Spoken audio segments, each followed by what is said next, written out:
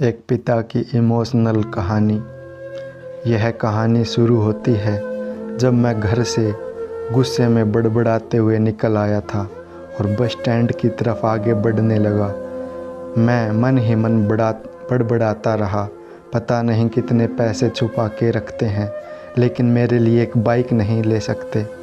अब मैं यहाँ से चला जाऊँगा और तब तक वापस नहीं आऊँगा जब तक मैं खुद के पैसों से बाइक नहीं खरीद लेता। इतना सोच ही रहा था, तभी मेरे पैर में कुछ चुभने का एहसास हुआ।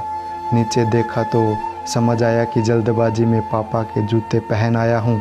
उन जूतों में कील उभरी हुई थी जो मेरे पैर में बार बार घाव किए जा रही थी, लेकिन उस समय गुस्सा अधिक था तो मैं बड़बड़ाते हुए आगे बढ़ गया।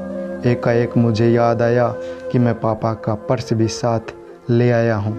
मेरे खुराफाती दिमाग में एक ख्याल आया, क्यों ना आज पापा का पर्स चेक किया जाए, जिसे आज तक उन्होंने किसी को हाथ भी नहीं लगाने दिया।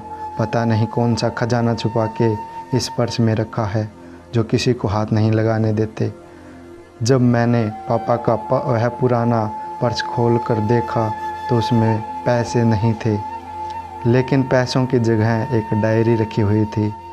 तब मैंने सोचा, ओह, तो यहाँ खजाना छुपा रखा है।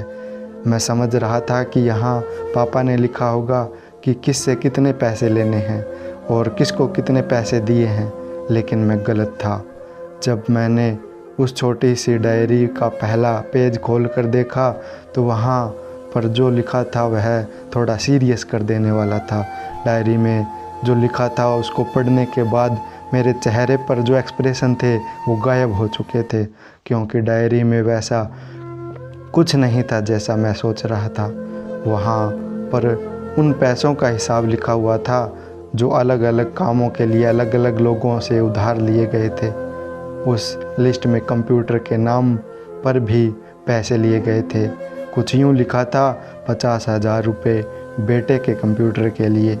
यह वही कंप्यूटर था जिसे मैं आज तक यूज़ कर रहा था, लेकिन मुझे यह पता नहीं था यह कंप्यूटर को ख़रीदने के लिए पैसा कहाँ से आया।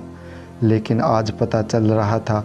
मुझे आज भी याद है जब मैंने पहली बार कैमरे के लिए ज़िद की थी, जो मेरे पापा ने मुझे 2 हफ्ते बाद मेरे बर्थडे पर ला कर दिया था, जिसे देखकर मैं बहुत खुश हुआ। और मुझे खुश देखकर मुझसे कहीं ज़्यादा अगर कोई खुश था तो वह मेरे पापा। अब मेरे चेहरे से गुस्सा एकदम गायब हो चुका था।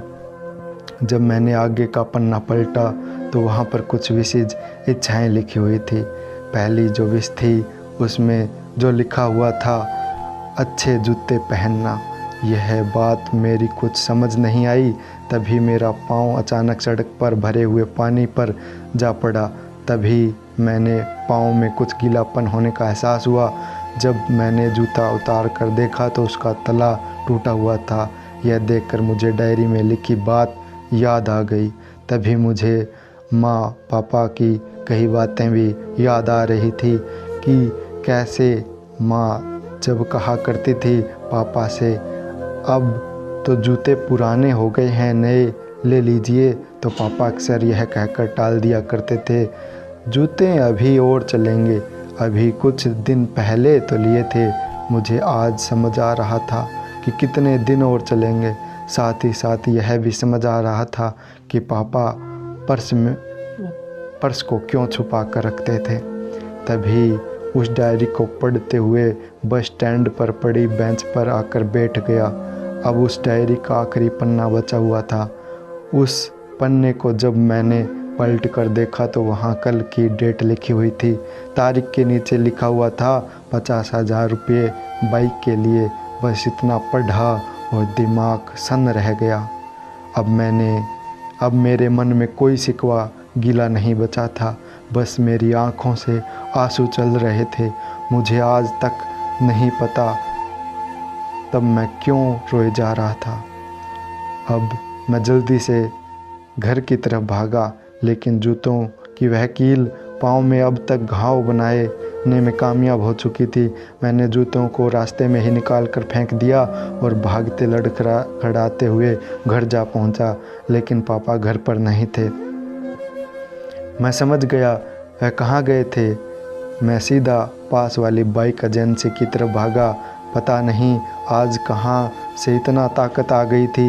मैं भागते हुए थक नहीं रहा था, वह भी बिना जूतों के नंगे पैर। जैसे तैसे मैं बाइक एजेंसी पर पहुंचा। पापा वहीं थे। मैंने पापा को दौड़कर गले लगा लिया और मेरी आंखों से आंसू रुकने का नाम नहीं ले रहे थे। पापा कुछ समझ नहीं पा रहे थे।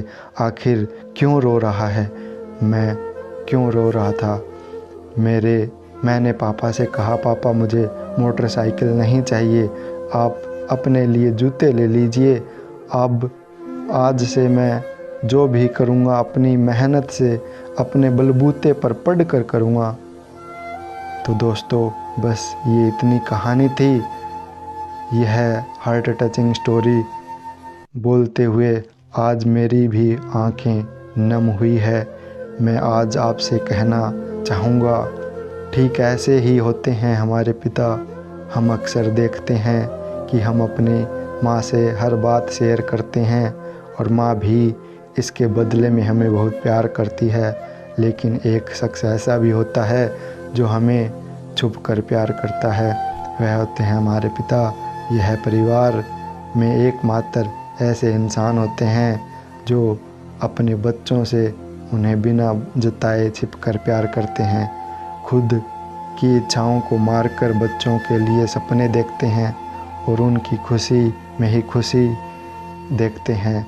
मुझे नहीं पता कि आप अपने पेरेंट्स की इज्जत करते हैं या नहीं, लेकिन अगर आपके पास पेरेंट्स है तो आप बहुत खुश नसीब हैं, क्योंकि इस दुनिया में बहुत से लोगों के पास तो पेरेंट्स का प्यार भी नसीब नहीं होता। अंत में यही कहना चाहूँगा कि माँ बाप की भावनाओं का सम्मान करें। धन्यवाद।